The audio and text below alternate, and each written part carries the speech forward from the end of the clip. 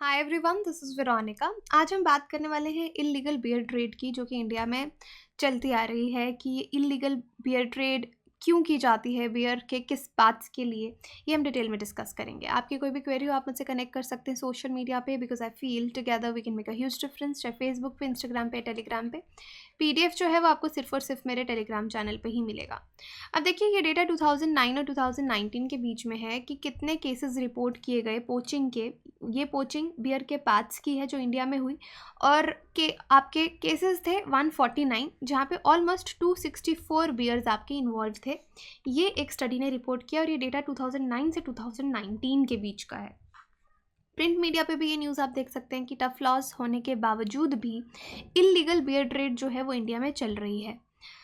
अब सबसे ज़्यादा बियर को देखिए मारा जाता है उसके गॉल ब्लैडर के लिए।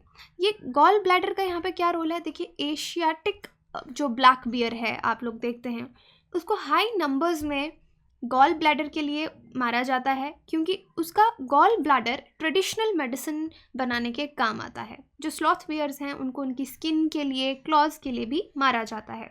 अब एशियाटिक ब्लैक बियर उर्सस तिब्बतियानिस और स्लॉथ बियर मेलोरुसस उर्सिनस करेंटली वल्नरेबल हैं IUCN रेड लिस्ट में। अगर आप देखेंगे थ्रेटेंड स्पीशीज़ की, तो ये इनके साइंटिफिक नेम है। खैर, आप इनको कैसे भी प्रोनाउंस कर सकते हैं, बट फिर भी आपको मालूम होना चाहिए। लेकिन बियर को उसके किन पार्ट्स के लिए, गॉल ब्लैडर, स्किन, क्लॉज के लिए माना जाता है, और gall bladder specially traditional medicine में काम आता है इसलिए। अब ये दोनों जो स्पीशीज़ हैं इनको प्रोटेक्शन दी गई है Indian wild life protection act 1972 के अंदर। और अगर कोई पाया जाता है इनके पार्ट्स की पोचिंग करते हुए, इन एनिमल्स को मारते हुए, तो उसको सज़ा भी हो सकती है, कितना 3 to 7 ईयर्स, और बहुत ज़्यादा हैवी फाइन भी लगेगा इस इलीगल ट्रेड के लिए, चाहे मारने के लिए चाहे ट्रेड के लिए, उसको ये दोनों चीज़ें होंगी। They are also listed in appendix 1 of CITES के अपेंडिक्स 1 में भी लिस्टेड है, जो कि ये प्रोहिबिट करता है कि इंटरनेशनल ट्रेड इस स्पीशीज़ की नहीं होगी। तो देखिए, अब प्रोटेक्शन के बावजूद भी अगर हमारे पास इतने नंबर्स बियर ट्रेड में आ रहे हैं, बियर किलिंग में आ रहे हैं, तो वो सही बात नहीं है। अब इसके गॉल ब्लैडर की बात करते हैं। देखिए, बियर का जो गॉल ब्लैडर होता है वो बहुत स्पेशल होता है, क्योंकि ये बियर्स को हेल्प करता है हाइबरनेशन में। हाइबरनेशन का प्रोसेस आप समझते हैं ना, कि विंटर्स में कुछ एनिमल्स आपके एक लंबी नींद में चले जाते हैं, स्लीप में चले जाते हैं, जिसको हम हाइबरनेशन बोलते हैं, जिसमें उनका मेटाबॉलिज्म बहुत स्लो हो जाता है। अब ये जो डीप स्लीप है इन बियर्स की, विथ 3 to 8 मंथ्स की होती है। तो देखिए कितनी लंबी है हाइबरनेशन इनका, 3 to 8 मंथ्स, एक साल में। क्लाइमेट पे डिपेंड करता है कि कितना हाइबरनेट ये करेंगे। अब ये जो हाइबरनेशन का वक्त होता है, इस वक्त ना ही जो ये बियर है, ना ही ये खाता है, ना ही यूरिन पास करता है, ना ही डेफिकेट करता है, ना ही स्टूल पास करता है। तो आप समझ रहे हैं, ना खाना, ना पीना, ना यूरिन पास करना, ना ही स्टूल पास करना। लेकिन फिर भी इसका फैट जो है ये उसको लूज़ करता है, लेकिन मसल ज़्यादा लूज़ नहीं करता। ऐसा क्यों होता है? क्योंकि इसका डाइजेस्टिव ट्रैक जो है वो रिसाइकल करता है, रीप्रोसेस करता है इसके वेस्ट को। तो बॉडी का जो वेस्ट है उसको रिसाइकल किया जाता है इसकी बॉडी के द्वारा, और इसकी बॉडी जो इसने एक्स्ट्रा वेट पुट ऑन किया होता है हाइबरनेशन से पहले, जो फैट्स इकट्ठे किए होते हैं अपने बॉडी में, उस पे बॉडी फीड करती है। तो ये बहुत ही स्लो मैकेनिज्म चलता है, जिसको हम बोलते हैं मेटाबॉलिज्म स्लो हो जाना, स्लो कुक्ड डाइजेशन इसकी चलती है। और ये किसकी वजह से होता है? इसमें स्पेशलाइज्ड बाइल है। बाइल आपका गॉल ब्लैडर रिलीज़ करता है, तो इसमें कुछ स्पेशलाइज्ड बाइल है। बियर के जो गॉल ब्लैडर्स हैं उसमें हाई कॉन्सेंट्रेशन जो है यूरसोडिऑक्सीकोलिक एसिड का वो रहता है इनके गॉल ब्लैडर्स में, स्पेशली विंटर्स में, जिससे इनको मदद मिलती है। अब ह्यूमंस में ये जो एसिड है ये काफ़ी इफ़ेक्टिव है। जो आपने सुना होगा कई लोगों को गॉल स्टोन्स हो जाते हैं, गॉल ब्लैडर में स्टोन्स हो जाते हैं, तो नॉन सर्जिकल ट्रीटमेंट में ये एसिड ह्यूमंस के लिए भी बहुत ज़्यादा इफ़ेक्टिव है। और माना जाता है कि ये एसिड जो है ये बहुत तरह के सिरहोसिस को ट्रीट करने में भी हेल्प करता है, यानी जो ट्यूमर्स हैं या कैंसर्स हो गया उसको भी रोकने में मदद करता है। यानी आपका जो स्पेशली कोलोन कैंसर है उसको प्रिवेंट करने में हेल्प करता है। तो ये एक रीज़न है कि बियर का गॉल ब्लैडर जो है वो बहुत एक्सपेंसिव है। उसकी सीरियस मेडिसिनल प्रॉपर्टीज़ हैं जो उसको इनहेरेंटली बहुत ही वैल्यूबल बनाती हैं। अब बियर्स इसी वजह से बहुत ज़्यादा ट्रबल में हैं। उनका गॉल ब्लैडर, उनकी बोन्स ट्रेडिशनल मेडिसिन में यूज़ होती हैं, उनके मीट को एग्जॉटिक फूड इंडस्ट्री में यूज़ किया जाता है। कुछ लोग बियर के क्लॉज खरीदना पसंद करते हैं, teeth, skin, skulls as trophies, घर में सजा के रखने के लिए, और कुछ इसको एज अ तलिस्मान भी रखते हैं। तो इसलिए बियर को मारा जाता है। अब बियर के पार्ट्स देखिए इलीगली, जो इसके कैनाइन टीथ हैं ये सुवेनिर टाइप में लोग रखते हैं घर में या किसी को देते हैं। बॉडी इसकी एग्जॉटिक मीट के काम आती है, लोग खाते हैं। गॉल ब्लैडर इसकी एशियन मेडिसिन बनाई जाती है। क्लॉज इसकी ज्वेलरी सुवेनिर्स बनाने के काम आती है।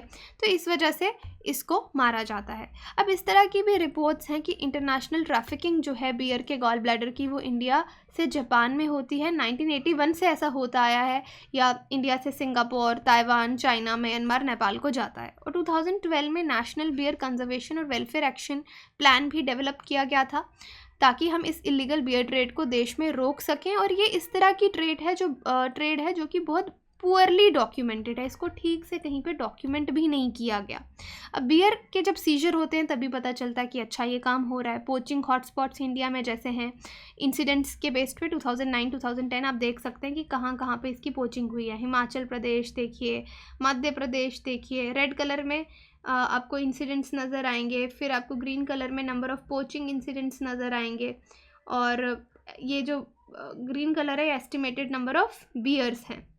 ओके, तो यहाँ पे आप देख सकते हैं कि किन किन एरियाज़ में कितने बियर्स हैं और कितना उनका पोचिंग जो है वो हो रहा है। अब जो ये स्टडी हुई है कंडक्ट, इसमें highest number of bear seizures किस स्टेट में देखे गए हैं? उत्तराखंड में, उसके बाद मध्य प्रदेश, छत्तीसगढ़ और महाराष्ट्र। और ये हमको एक अनसरप्राइजिंग सी चीज़ यहाँ पे लगेगी कि Uttarakhand shares a long porous border with Nepal, है ना। नेपाल के साथ उत्तराखंड का बॉर्डर है और ये बॉर्डर हमारे ओपन बॉर्डर हैं।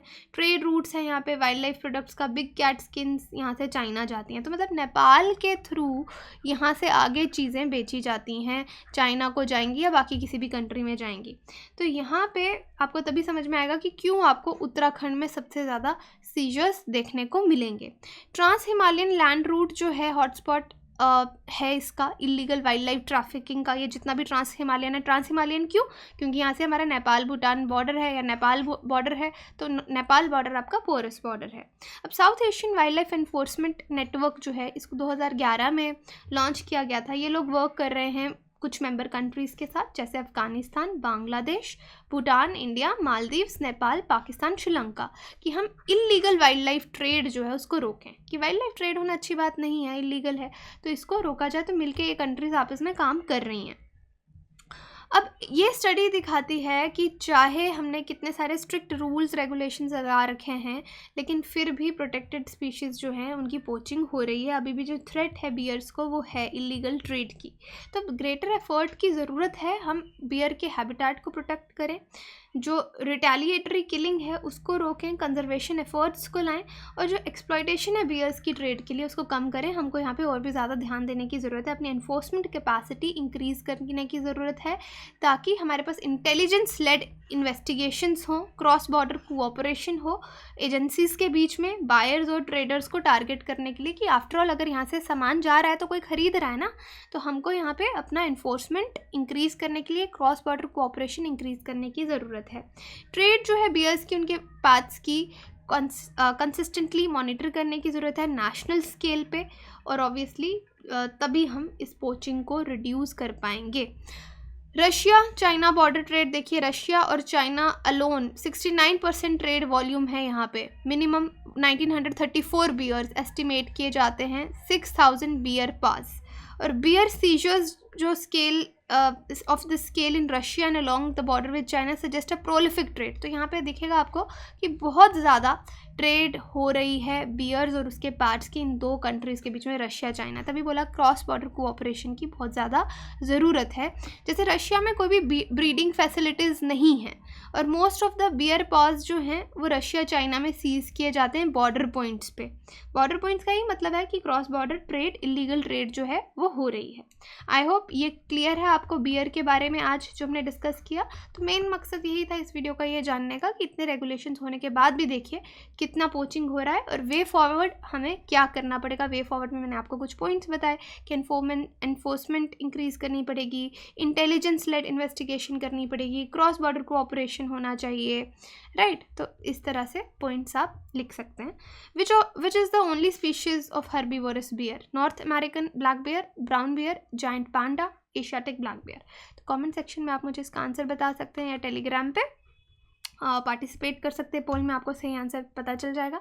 बाकी आप हमारी वेबसाइट विजिट कर सकते हैं, एप्लीकेशन डाउनलोड कर सकते हैं कोर्सेज़ की जानकारी के लिए। कोर्सेज़ हमारे EMI पे भी अवेलेबल हैं। आप कॉल करके, स्क्रीन पे जो नंबर दिखा है उस पर कॉल करके डिटेल में सारी जानकारी जो है वो ले सकते हैं। Thank you so much.